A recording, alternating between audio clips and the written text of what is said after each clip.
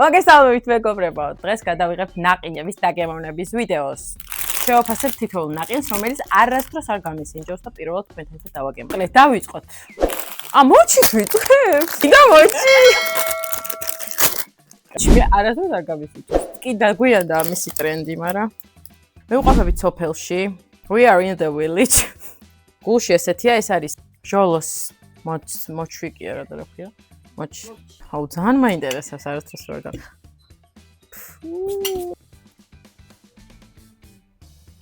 იმდენი ხანია ნაყინი არ მიჭამე, რომ ისეთი ტკბილია.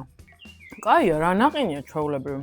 ეს გარშემოც არ არის ცუდი ტექსტურა. ახალისებს იცი? მოდი მე 7.5-ს დავუწერ 10-დან. ძალიან საინტერესო კითხვა, რომელი ჩვევები ცვლის ცხოვრებას ყველაზე მეტად? ჩემი აზრით, რადგან მე აქტიურად ვარ ამ ეტაპზე ჯანსაღი ცხოვრების მიმდევარი, მგონია რომ ეს დისციპლინა და რუტინა ძალიან ცვლის მთლიანად როგორ ვთქვა ადამიანის ცხოვრებას, იმიტომ რომ იმდენად კარგია ეს ჯანსაღი ჩვევების შეძენა ჩემი აზრით, რომ მთლიანად შეიძლება რადიკალურად შეიცვალოს ადამიანის ცხოვრება, როგორც ფიზიკურად, ისე მენტალურად. დამოკიდებულება თუნდაც ვარჯიშის მიმართ და ფიზიკური აქტივობის მიმართ, ეს ყველაფერი არის ჩვენთვის ისევ კარგი და ჩვენი სხეულის და შინაგანი სამყაროს სიყვარულისთვის ძალიან კარგი გადადგმული ნაბიჯია. ამიტომ ვფიქრობ, რომ ჩემი ცხოვრება ამით ძალიან შეიცვალა. იმიტომ რომ დიდი ხანია, ვთქვათ, მე ეს დამოკიდებულება საკვების მიმართ შემეცვალა და ეხა ბოლო თვეებში განსაკუთრებულად იმიტომ რომ საკვებს იმიტომ ვიღებ, რომ ისეთ შეგრძნება მაქვს, რომ მინდა რომ ყველა საკვებიდან, რასაც მივიღებ, მივიღო კარგი, სასარგებლო, თუნდაც ვიტამინები, რაღაც დანამატები და ანუ ყველაფერი ჯანსაღი მივიღო ამ საკვებიდან. აი, ჯანქის ჭამა რომ მიწევს, რაღაცნაირად ჩემ თავთან არ ვარ ხოლმე კარგად, კი მიყვარს ძალიან თომეულს და ვთქვათ რაღაცა ფენოვან ნაწარმს არაფერი არ მირჩევნია, მაგრამ მაინც რო ვჭამ, მგონია რომ რაღაცნაირად ჩემს სხეულს ვაზიანებ ამით და ну რა თქმა უნდა 1000-ში ერთხელ მეც ვჭამ და მეც ვარღო, მაგრამ მუდმივად რო ეს რუტინა მაქვს ჯანსაღის ცხოვრების, მგონია რომ ეს ყველაზე მეტად ეხმარება ადამიანს და მეც პირადად. არ აქვს მნიშვნელობა რით ხართ დაკავებული, ეს ძალიან მნიშვნელოვანია. სიარულიც, თურვაც, ვთქვათ ვარჯიში თუ შეგიძლიათ, რა თქმა უნდა, ყველანაირი ფიზიკური აქტივობა არის ძალიან კარგი. მგონია რომ ეს ყველაზე მეტად ახლოს არის ჩემთან და მგონია რომ ეს ჩვევები ყველაზე მეტად ცვლის ადამიანის ცხოვრებას. ყველაფერი მგონია რომ მოდის აზროვნებიდან და ტვინიდან. მგონია რა ესე არის დადასტურებული. ჩვენს ტვინში თუ არ გადავიკეტეთ და გადავიტრიალეთ რაღაცა, ისე ვერაფერს ვერ გავაკეთებ. თუ არ ვიფიქრეთ რომ რაღაცა საკვები უნდა მივიღოთ და ჩვენთვის კარგია ან ცუდია, მანამდე არაფერი შედეგი მგონია რომ არ გვექნება და ვერ შევცვლით ამ დამოკიდებულებასაც. ამიტომ ძალიან მიხარია რომ მე პირადად ასე ვარ და გისურვებთ რომ თქვენც ესე იყოთ. შემდეგი ანუ მოჩებში ამოვწყვიტეს. ორინაირი მოჩი გვაქვს, ეს არის მოცვი და მგონი კარამელი, ხო? ხო. მოცვი და როგორც მივხვდი, ეს ნაყინი არის კარამელის. ძალიან ცივია. იცი რა, ცუდი არ არის. წინა ჯობდა ის უფრო ფრეშ გემოიყო, თან ის ვანილის ნაყინი შეგინთ უხდება და გარშემო მგონია რომ რაღაცა ლეღვივით. 6.5-ს დავუწერდი. აი, შემდეგი თემა, AI დაგვეხმარება თუ უმუშევრებს დოქტორებს. მე აზრით, AI იმიტომ შეიქმნა, რომ ცხოვრება გაგვიმარტივოს. მაგრამ გააჩნია სადამდე და როგორ. ანუ მე მაგალითად Google-ის ფუნქციისთვის ვიყენებ და ვთქვათ, რამეს მარტივად გახსენება თუ მინდა, მაგ მხრივ. ან ვთქვათ რაღაცა brainstorming-ი როცა მინდა ხოლმე მაშინ. მაგრამ უმუშევრობასთან დაკავშირებით მართლა ჩემი აზრით ეს ალბათ ძალიან გავრცელებული იდეა, მაგრამ ადამიანის გარეშე მგონია რომ ხელოვნური ინტელექტი ვერ იფუნქციონირებს. ანუ მაინც ადამიანს უნდა გქონდეს იმის ცოდნა, რომ ეს ხელოვნური ინტელექტი გამოიყენოს სწორად და კარგად. მაგიტო ეხა ზოგი კომპანია ისეთი არის, რომ იმას ხელოვნური ინტელექტი კი არა, ყველაფერი რომ მისცეს შეიძლება წესიერად და გემოვნებიანად არ გამოიყენონ. მაგალითად დიზაინერობის შემთხვევაში გემოვნება თუ არა, არც AI დაგეხმარება და არც არაფერი. ჩემი პირადი გამოცდილება.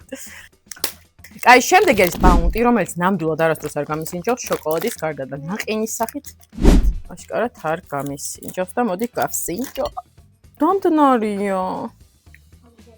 აიო, ტკბილია ძალიან. ბაუნტია რა. ალბათ ამას დავუწერ 800-ს. ბარემ, ანუ ძალიან მინდოდა ამის გასინჯვა. მე მგონი ეს შოკოლადიც არის, ხო? არასდროს არ მაქვს არც შოკოლადი გასინჯული. ნაყინის ბატონი, კარამელი და მიწის თხილით. ყოველ ჩემს საყვარელი შიფტია ეს. და ყველა ამას იყენებს სოციალებში. კაია. კარამელის გემო ძალიან მოუხდა. მე მგონი არ ვიცი მარილიანი არ აწერია აქ, მაგრამ შეიძლება ცოტა მარილიც გქონდეს და ძალიან მომწონს. ამას დავუწერდი 900, იცი? რა გაძვირდა ყველაზე მეტად საქართველოში ბოლო 5 წელიწადში. რა გაძვირდა კი არა, რა აღარ გაძვირდა. მაგრამ იცი რა მახსენდება? ორი ნაბიჯი ხო არის ყველაზე იაფი მაღაზია და შეიძლება შევდიოდი ხოლმე იქ. და წლების წინ რო ხაჭოს ვყიდულობდი ხოლმე. მეგონი ფასდაკლებაში თუ ჩვეულებრივ ფასი რო ქონდა ხოლმე ლარი და 60 რაღაც სვანურის, ხო იცი პატარები ვარ.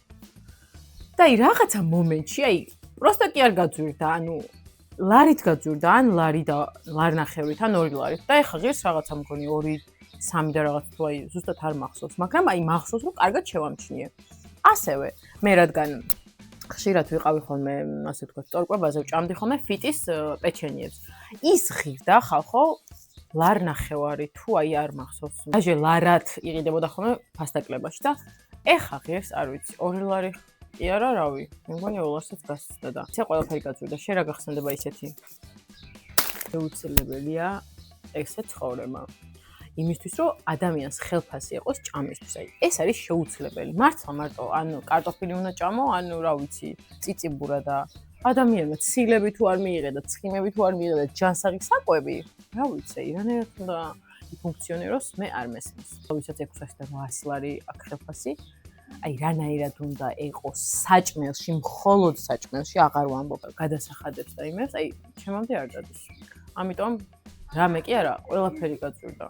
ბარამბოს ვანილი, twins ესე ქვია. და ძალიან კაი ხერხუთო აქვს, მაგიტომ მომეწონა ფერები. მე როგორც დიზაინერული თვალით. ესეთია. აუ, ჯოხს რა მოვიდა. ცარილი ნაყიდები არ მიყვარს, მიყვარს რაღაც სენდვიჩური.